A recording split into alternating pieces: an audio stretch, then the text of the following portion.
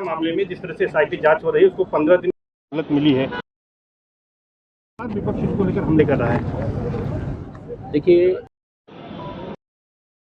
यही है, उस पर कोई बोलने की ज़रूरत नहीं होती है, लेकिन वहाँ जो घटना घटी है उसकी SIT भी और FIR कर जांच करने का काम कर रही है। जांच का इंतजार करिए, लेकिन विपक्ष को श्री राम जन्मभूमि मामले में बोलने का कोई नैतिक अधिकार नहीं। अखिलेश यादव कह रहे हैं बीजेपी के लिए नेशन नहीं बल्कि डोनेशन फर्स्ट है। उनके शब्दकोश में धर्म और जो है शर्म नहीं है। इसके साथ साथ तमाम गंभीर आरोप लगा रहे हैं, करें बीजेपी को दान नहीं मिलेगा, वोट नहीं मिलेगा। इसलिए अखिलेश यादव जी जो कर रहे हैं, समाजवादी पार्टी और रसातल में जा रही है।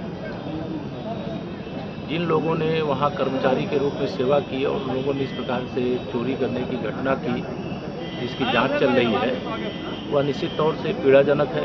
उसको किसी भी दृष्टि से अनुचित ही माना जाएगा।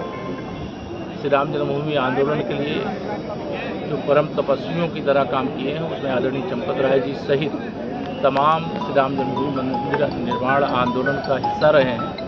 उन सबको इस प्रकार की घटना से पीड़ा है, लेकिन इस विषय को जितना चर्चा का विषय बनाया जा रहा है, उतना बड़ा चर्चा का विषय बनाने का कोई औचित्य नहीं है।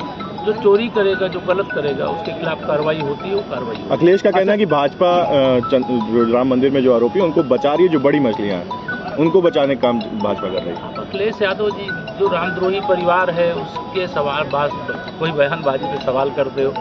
वो स्वयं चाहते हैं कि श्री राम जन्मभूमि की जगह बाबरी मस्जिद बन जाए, लेकिन उनकी चाहत पूरी नहीं, वहाँ रामलला का भव्य मंदिर बन जाए। अच्छा, कांग्रेस राजेंद्र पाल गौतम जी ने कहा है कि कांग्रेस राष्ट्रीय पार्टी है और सम्मानजनक, यानी कि उसको कम से कम 50% सीटें मिले।